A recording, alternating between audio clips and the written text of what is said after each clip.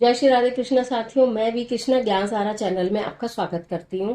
कैसे हैं आप? आपके अच्छे स्वास्थ्य और सुखद जीवन की मंगल कामना करती हूँ। आपके अपने इष्ट देवों को कोटि कोटि नमन करते, बड़ों को प्रणाम करते हुए वीडियो प्रारंभ करते हैं।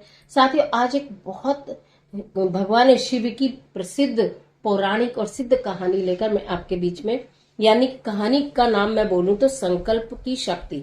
यानी कि अगर हम आपको अक्सर मैं बताती हूँ कि कोई भी पूजा अगर करते हैं तो संकल्प लेकर किया करिए, व्रत का भी संकल्प लेकर किया करिए और पारण करते समय उसमें क्षमा जरूर मांगा करिए। तो संकल्प में शक्ति होती है, भगवान संकल्प से प्रसन्न हो जाते हैं। कैसे? आज की कथा में जानिए। ये एक बहुत पौराणिक कथा है। सावन के महीने में इसका महत्व तो और बढ़ जाता है। इस कथा को हमारे समय में हमारी माँ, हमारी नानी दादी भी सुनाया करती थी। एक समय की बात है, एक व्यक्ति था। वो भगवान भोलेनाथ का बहुत भक्त था। वो उनकी नित्य प्रति पूजा किया करता था। परंतु अचानक उसके जीवन में ऐसे संकट आए कि वो उन संकटों से टूट गया और उसका भगवान के ऊपर से विश्वास ही उठ गया। जबकि हम आप लोगों को बताते हैं कि कभी समय जरूर लग जाता है, लेकिन ईश्वर से विश्वास उठना नहीं चाहिए। लेकिन उसका ईश्वर से विश्वास उठ गया और उल्टा वो भगवान के ऊपर क्रोधित हो गया कि भगवान ने मुझे इतना दारुण दुख दिया है, जबकि मैं भगवान की नित्य प्रति नियम से पूजा करता हूँ। लेकिन वो व्यक्ति ये भूल गया है कि दुख और सुख तो क्रम है, आते जाते रहते हैं। लेकिन हो सकता है दुख का कारण हमारे पिछले जन्मों के कुछ कर्म हो। इन सब चीजों को भूलते हुए उसने भगवान के ऊपर बहुत क्रोध किया और बोला, आज के बाद मैं कभी भगवान की पूजा ही नहीं करूंगा। काफी समय ऐसे तरह बीत गया, फिर भी उसका क्रोध शांत नहीं हुआ। उससे लगा कि मेरे ऊपर तो दुख ही दुख है, तो मैं भगवान के ऊपर अपना क्रोध कैसे निकालूं। उसने एक नियम बना लिया कि मैं प्रातःकाल अन्न और जल जब ही ग्रहण करूंगा, उससे पहले मैं भगवान के मंदिर जाऊंगा, शिवालय में जाऊंगा और उनकी चौखट पर 2 चप्पल मारकर आऊंगा। बहुत ही कठिन काम था। यानी कि बहुत ही उसके घर जो परिवारजन थे, उन्होंने बहुत समझाया कि आप ये बहुत गलत कर रहे हो, कोई बात नहीं, दुख आए हैं तो सुख भी आएंगे, आप घबराइए मत। लेकिन उसने किसी की एक नहीं सुनी। वो प्रतिदिन जाता था, चौखट के पास 2 चप्पल मार के आता था और घर आके फिर अंजल ग्रहण करता था। यानी कि वो अपना क्रोध भगवान शिव के ऊपर निकालता था। परंतु आप तो जानते हैं, भगवान भोलेनाथ तो बहुत भोले हैं। वो तो सबके संकटों को हरने वाले हैं। एक समय की बात है, एक दिन ऐसा हुआ कि बहुत तेज बारिश आई और बारिश इतनी अधिक आई कि बहुत घुटने से भी ऊपर ऊपर तक पानी हो गया। अब जो मंदिर के पुजारी जी थे, जो प्रतिदिन मंदिर के कपाट खोला करते थे, भगवान को स्नान आदि कराया करते थे, उनका श्रृंगार किया करते थे, पूजा आरती किया करते थे, वो पंडित जी तो आ नहीं पाए। पंडित जी ने सोचा, बहुत अधिक पानी भरा हुआ है, मैं जाऊंगा तो अशुद्ध हो जाऊंगा, फिर मैं वस्त्र कैसे बदलूंगा, मैं भगवान का अभिषेक कैसे करूंगा। यह सोचते हुए पंडित जी चुपचाप घर में बैठे रहे कि जैसे ही बारिश हल्की होगी और पानी उतर जाएगा तो मैं जाकर कर दूंगा। लेकिन वो भक्त, जो भगवान का भक्त था, लेकिन फिलहाल वो क्रोधी था। लेकिन उसने सोचा, आज तो चाहे मुझे गंगा जी पार करके जाना हो, परंतु मैं तो अंजल ग्रहण ही नहीं करूंगा जब तक मैं अपना कार्य ना कर लूं।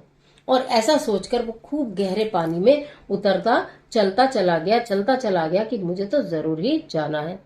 भगवान भोलेनाथ ने सोचा, आज तो पुजारी जी भी नहीं आए, आज तो हमारा अभिषेक भी नहीं हुआ, आज तो हमें किसी ने उठाया भी नहीं, और आज तो वो एक व्यक्ति भी नहीं आया जो मेरे चौखट पर आकर पट पट की आवाज किया करता था।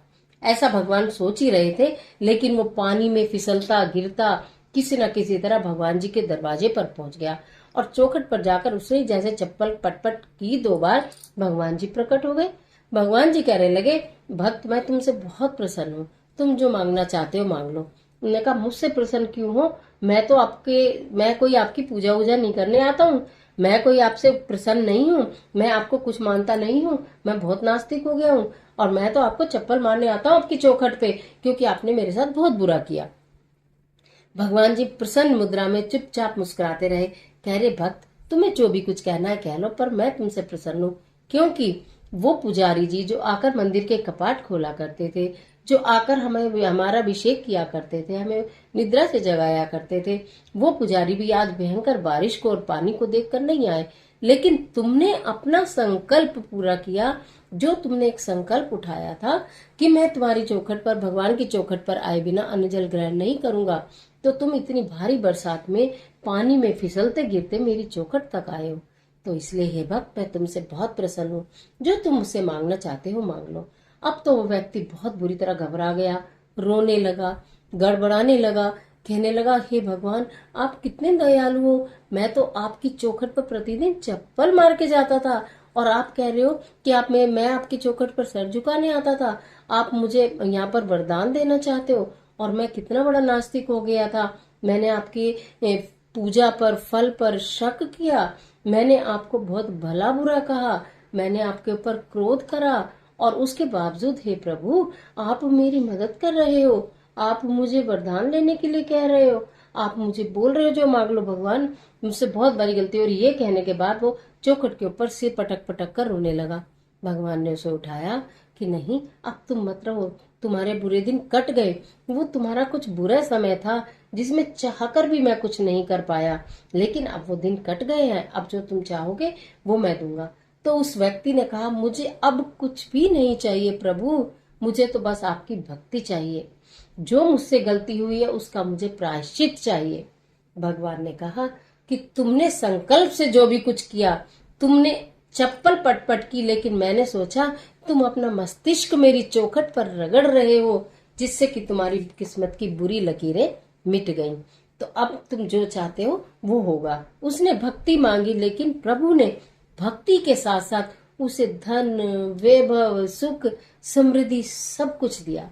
जब वो व्यक्ति अपने घर वापस पहुंचा तो उसने क्या देखा कि उसके तो घर का रूप बदल गया है। जो चीजें उससे दूर हो गई थी, जिन चीजों की वजह से वो बहुत परेशान था, दुखी था, वो सब कुछ घर में उपलब्ध था। उसके बच्चे, उसकी पत्नी, उसका परिवार, धन संपदा सब कुछ थी। तो उसने तभी कान पकड़कर माफी मांगी और सबसे बोला, जिस भी चीज का संकल्प उठाओ उसे पूरा करो, भगवान के ऊपर सदैव अटूट विश्वास रखो।